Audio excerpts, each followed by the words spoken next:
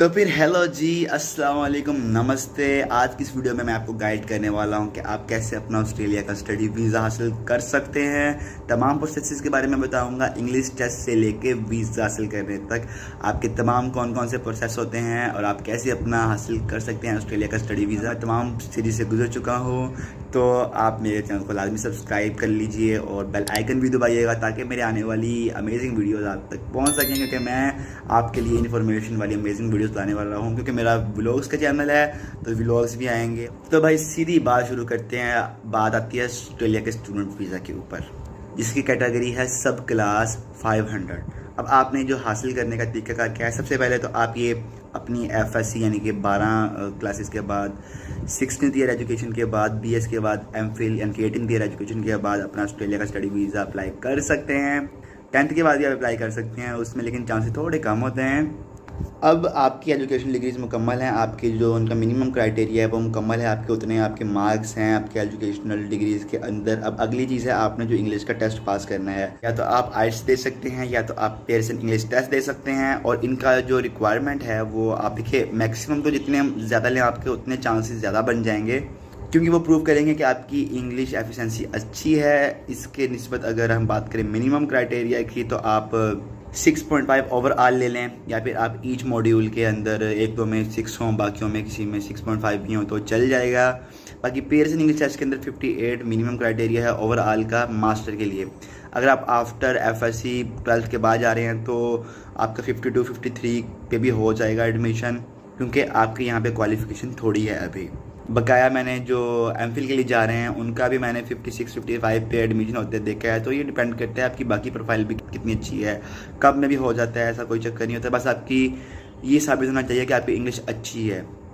तो आपने ये भी पास कर लिया, इंग्लिश का टेस्ट भी पास कर लिया, आपके एजुकेशनल डॉक्यूमेंट्स भी पूरे हैं। अब आपने जाना है अपने किसी अच्छे कंसल्टेंट के पास। देखिए ये बहुत ज़रूरी चीज़ है, आपका एक अच्छा कंसल्टेंट अगर आपने चूज़ कर लिया तो समझ लो आपके 50% वीज़ा चांसेस बन गए, क्योंकि आपका जो केस है उसी को आपके कंसल्टेंट ने आगे रिप्रेजेंट करना होता है यूनिवर्सिटी को और एम्बेसी को। वो ज़्यादा रिप्रेजेंट करेगा आपके उतने अच्छे चांस बनेंगे।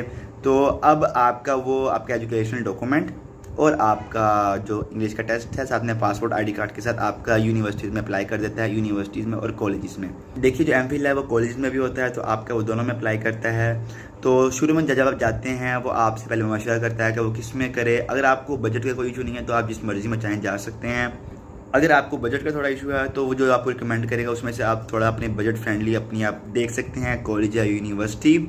तो अब आपने कॉलेज और यूनिवर्सिटी जब सेलेक्ट कर ली उसके बाद वो आपका वहाँ पे अप्लाई कर देता है, और यूनिवर्सिटी को आपकी प्रोफाइल सही लगती है तो वो आपको एक ऑफ़र लेटर इशू करती है। ऑफ़र लेटर का मतलब क्या है कि हाँ इसकी जो एजुकेशनल रिक्वायरमेंट है वो पूरी है, हम इसको एडमिशन देंगे।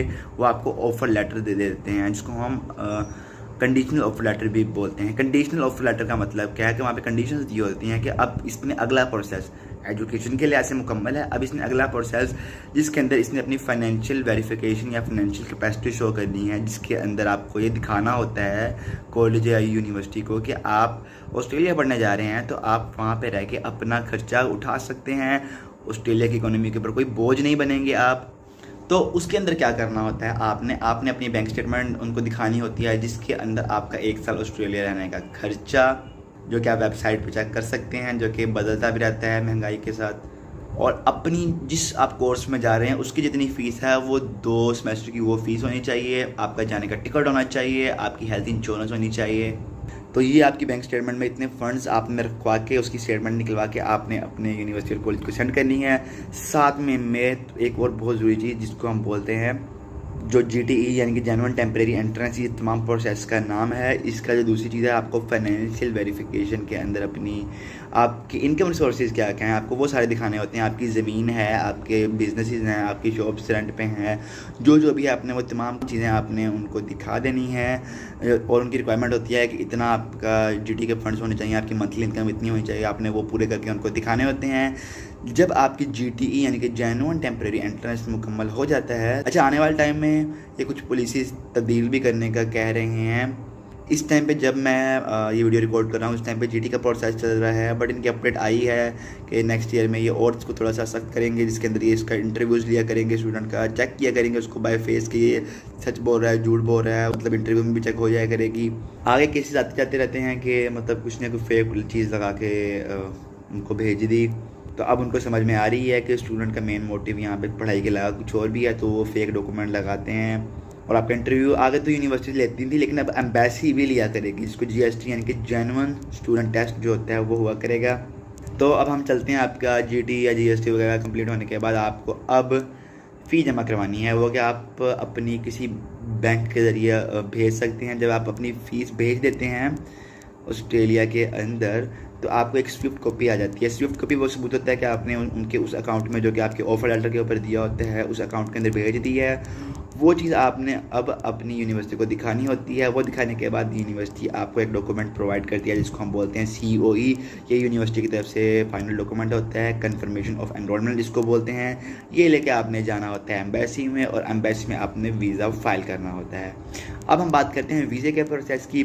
जो वीज़े का प्रोसेस होता है ना, इसके अंदर जब आप अपना वीज़ा फाइल करते हैं, उसके बाद आपने अपना मेडिकल करवाना होता है। मेडिकल जो कि ऑस्ट्रेलिया के रिकमेंडेड इदारे हैं वहाँ से होता है, और वहाँ की आपको अपॉइंटमेंट लेनी पड़ती है। अपॉइंटमेंट लेने के बाद आपको उस मखसूस टाइम पे अपना पासपोर्ट लेके जाना पड़ता है। तो वहाँ पे आपका मेडिकल चेकअप होता है, और मेडिकल होने के बाद वो आपका एम्बेसी में वो आपकी जो रिपोर्ट्स होती हैं वो भेज देते हैं।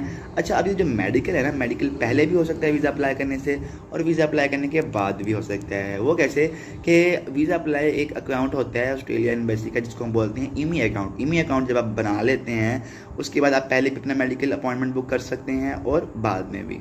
तो वीज़ा फाइल कर दिया, आपका मेडिकल भी कंप्लीट हो गया। उसके बाद बारी आती है बायोमेट्रिक की। आपको बायोमेट्रिक करवानी होती हैं उनके रिकमेंडेड इदारों से।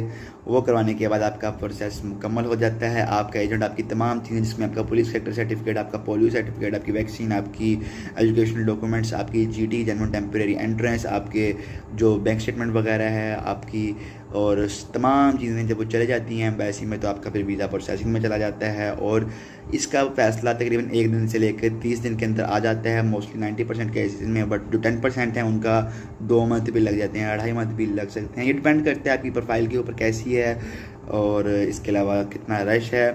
तो मैं उम्मीद करता हूँ आपको वीडियो इन्फॉर्मेटिव लगी होगी। अगर अच्छी लगी तो लाइक लाजमी कीजिएगा, और मेरे चैनल को सब्सक्राइब कर लीजिए, क्योंकि मैं आने वाले टाइम में आपके लिए कि आपने फ़ीस कैसे जमा करवा सकते हैं, आप अपना बायोमेट्रिक कैसे करवा सकते हैं, मेडिकल कैसे करवा सकते हैं, जीटी के अंदर कौन कौन से डॉक्यूमेंट लगते हैं, वो तमाम चीज़ें लाऊँगा, और व्लॉग्स भी ला रहा हूँ अमेजिंग आपके लिए।